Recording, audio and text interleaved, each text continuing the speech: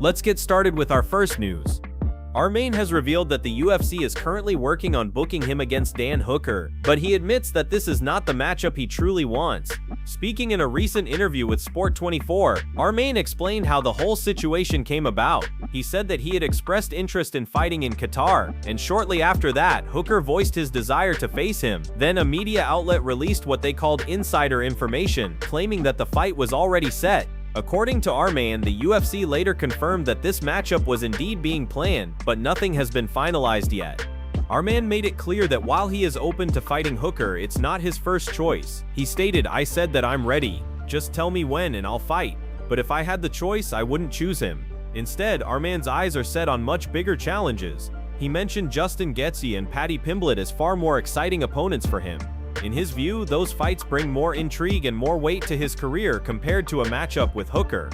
Arman's confidence is evident. He knows that he is in a position where the UFC is giving him opportunities, and he wants to make the most of it by targeting fights that will elevate his standing in the division. Facing Gaethje, a proven veteran with knockout power, would immediately place him in the spotlight as a top contender. On the other hand, a fight with Pimblett, while stylistically different, would bring huge fan attention given Pimblett's popularity. Both names, according to Arman, are far more interesting than Hooker. Still, Arman is not dismissing the possibility of fighting Hooker altogether. He respects the fact that Hooker called him out and understands that sometimes the UFC has its own plans that fighters must accept. His approach is simple: stay ready, stay prepared, and step into the octagon whenever the call comes. But his preference is clear. He wants fights that challenge him and put him on the fastest track toward the top of the lightweight division. This situation highlights the competitive nature of the UFC matchmaking process, where fighters push for the bouts they believe will elevate them, while the promotion balances those requests with its own vision for the roster. For Arman, the goal is undeniable: big fights, big names, and big opportunities. Whether it's Hooker, Gaethje, or Pimblett, he is locked in and ready to prove himself against whoever stands across from him. Before moving to the next news, we have one quick request for you. We're constantly working on improving our content to earn your love and support. That's why we'd truly appreciate it if you could take just a moment to leave a like on this video, subscribe to the channel, and hit the bell icon so you never miss an update. Move on to another news. Jackson has been arrested, but according to reports he has already bonded out and is now back home. The news broke after TMZ confirmed that Raha was taken into custody for allegedly assaulting the wrestler Psycho Stu. Authorities booked him on a felony charge of battery with serious bodily injury, and his bail was set at $50,000. A jail official later informed TMZ that Raha has since posted bond and is no longer behind bars. The incident quickly caught the attention of fans and the MMA community, especially because of Raja's connection to Rampage. Rampage went live on his stream to address the situation and reassure everyone who was concerned. He explained that Raja is doing okay and is already back at home. Rampage said, "I'm doing okay. I'm holding up well. He's doing okay. He's alright. He at home now." His tone reflected both relief and concern, showing that while the immediate crisis has passed, there's still a lot to process. During the livestream, Rampage made it clear that despite everything, Raja has to learn from this experience. He said he up though, he got to learn his lessons. "We're with you, brother, 100%. His words showed support but also highlighted the responsibility Raja now carries moving forward. The situation was serious, and Rampage acknowledged that all he can do as a father is guide his son, even if his son doesn't always listen. Rampage reflected on the difficulty of being a dad in this kind of situation. He explained, "It is what it is. All I can do is be a dad, you know what I'm saying? He don't listen to me. But at the end of the day, he can't say that I didn't do what I was supposed to do as a dad." His statement showed a mixture of frustration and determination, making it clear that he's been present, guiding and giving advice, even if Raja has made his own choices. Those watching the stream could sense the balance Rampage was trying to strike. On one hand, he expressed relief that Raja is safe and back at home. On the other hand, he stressed that mistakes have consequences, and Raja must face them head-on. Rampage's supporters reassured him in the chat, saying his reaction was solid and that he handled things as best as he could. The community rallied around him, reminding him that being a parent isn't easy, especially when the spotlight of public attention makes every situation even more intense. In the end, Rampage's message was simple: Raja is home, he's safe, but he has lessons to learn. The road ahead may not be easy, but Rampage made it clear that his love and support will always be there, even if the tough love moments are necessary. This arrest has put Raja in the headlines for all the wrong reasons, but with his father's guidance and the right mindset, he now has the opportunity to reflect, grow, and move forward. Move on to another news. Alex Pereira's first fight with Magomed Ankalaev left many fans wondering if he had truly taken the matchup as seriously as he should have. When the two men shared the octagon last year, it was clear that Ankalaev looked sharper, more composed, and a step ahead throughout the contest. Pereira, on the other hand, struggled to get into his rhythm, and some observers felt like something was missing from his usual dangerous presence inside the cage. According to Merab's coach John Wood, there may have been a simple reason behind Pereira's lackluster performance. Speaking in a recent interview with Homa Fight, Wood explained that leading up to UFC 313, he noticed Pereira was seemingly everywhere except fully locked into his training camp. Wood recalled seeing Pereira at multiple fight events across the globe, not just UFC cards but also smaller promotions, exhibitions, and even karate combat.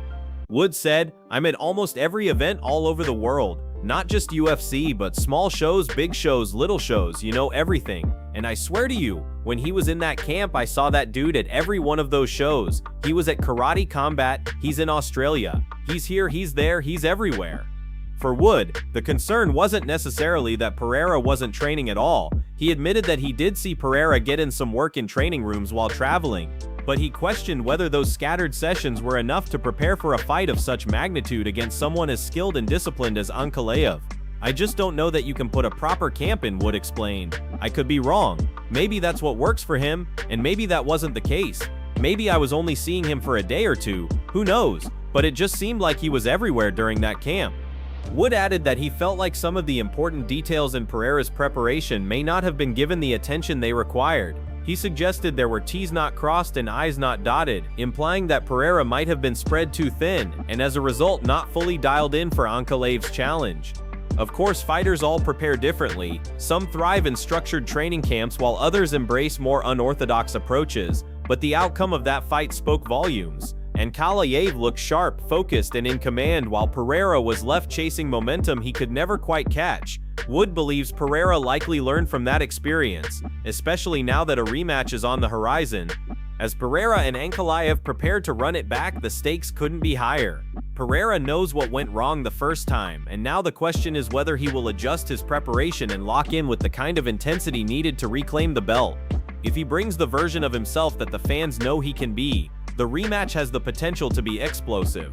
But if the same distractions creep into his camp again, Ankalaev could once more prove to be the sharper and more disciplined fighter. Move on to another news. Bogdan Guskov recently shared a wild story about Jon Jones in the build-up to his first fight with Alexander Gustafsson back in 2013. According to Guskov, the two of them ended up at the same club just days before the fight, and what he witnessed that night completely shocked him. Speaking to Homa Fight, Guskov explained how the night unfolded. He said, "I saw Gustafsson leave the club around 10 or 11 p.m. He wanted to get some rest and focus on the fight. Meanwhile, Jon stayed until nearly 5 a.m. He was drunk, completely out of it."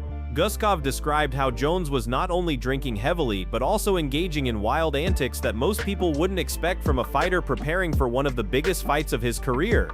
At one point in the night, Guskov witnessed Jones and former UFC champion Frank Mir wrestling on the floor of the club.